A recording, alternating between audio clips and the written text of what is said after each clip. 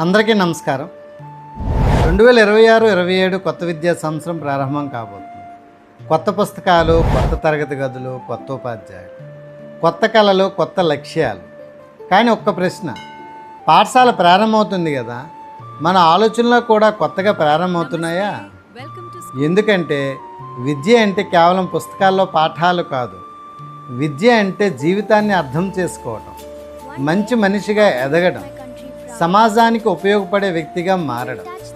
ఈరోజు ఈ వీడియోలో విద్యార్థులు, ఉపాధ్యాయులు, తల్లిదండ్రులు తప్పకుండా వినాల్సిన కొన్ని హృదయానికి హత్తుకునే విషయాలు మీతో పంచుకోబోతున్నాను. అందుకే ఈ వీడియోను చివరి వరకు చూడండి.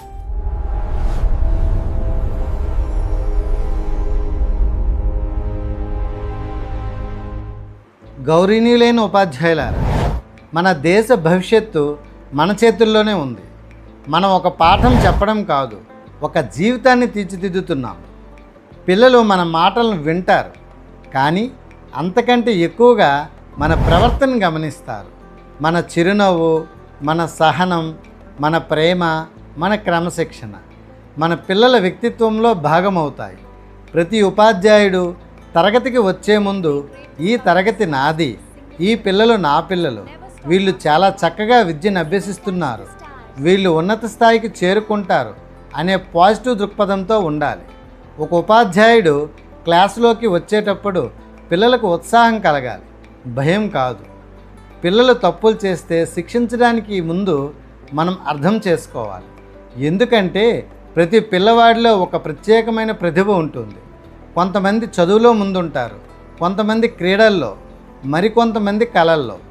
మన బాధ్యత ఆ ప్రతిభను గుర్తించటం. ఒక ఉపాధ్యాయుడు కేవలం ఉద్యోగం చేయడం కాదు, దేశ నిర్మాణంలో భాగస్వామి అవుతాడు. ప్రియమైన తల్లిదండ్రులారా, పిల్లల జీవితంలో మొదటి గురువు మీరే. పిల్లలు మీ మాటల కంటే మీ ప్రవర్తన ఎక్కువగా నేర్చుకుంటారు. ఈరోజు చాలామంది తల్లిదండ్రులు ఒక తప్పు చేస్తున్నారు. తమ పిల్లలను ఇతర పిల్లలతో పోల్చుకుంటున్నారు. అతనికి 95 మార్కులు వచ్చాయి, నీకెందుకు రావు? ఇలా చెప్పడం వల్ల పిల్లల్లో ఆత్మవిశ్వాసం తగ్గిపోతుంది. ప్రతి పిల్లవాడు ప్రత్యేకమైనవాడు. చేపను చెట్టెక్కమంటే అది ఎక్కగలుగుతుందా? అలాగే ప్రతి పిల్లవాడి ప్రతిభ వేరుగా ఉంటుంది. పిల్లల మార్కుల కంటే వారి మనసును గెలుచుకోండి, వారితో మాట్లాడండి, వారి చెప్పేది ప్రశాంతంగా వినండి, వారిని ప్రేమించండి, వారిని ప్రోత్సహించండి. అప్పుడు వారు జీవితంలో అద్భుతాలు సృష్టిస్తారు. ప్రియమైన విద్యార్థులారా, ఒక చిన్న విషయం చెప్పండి.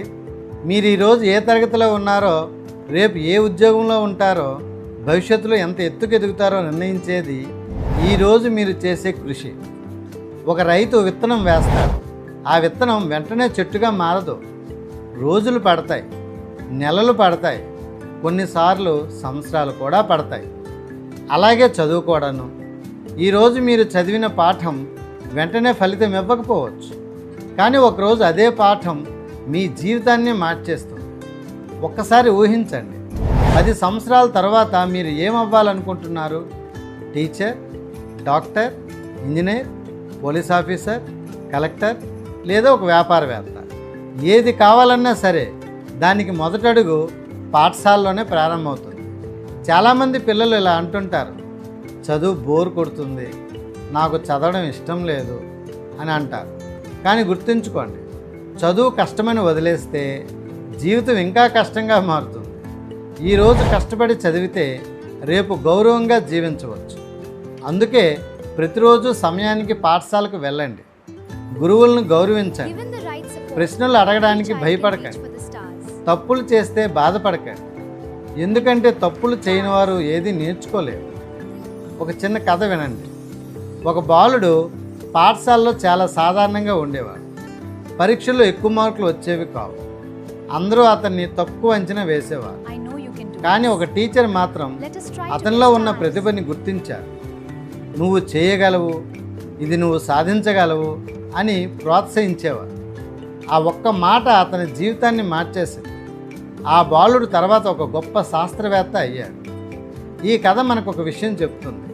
ఒక మంచి మాట, ఒక మంచి ప్రోత్సాహం, ఒక మంచి గురువు ఒక జీవితాన్ని మార్చగలరు అని. ఈ కొత్త విద్యా సంవత్సరం మనందరికీ ఒక కొత్త అవకాశం.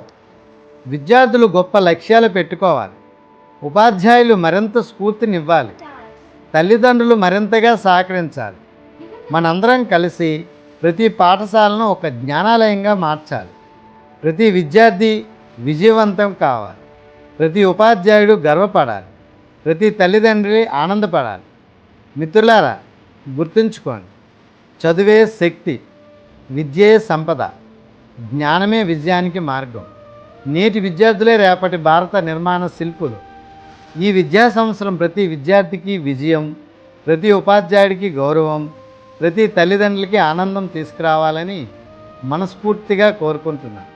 ఈ వీడియో నచ్చితే లైక్ చేయండి, షేర్ చేయండి. మా ఛానల్ను సబ్స్క్రైబ్ చేసుకొని మీ అభిప్రాయాన్ని కామెంట్ చేయండి.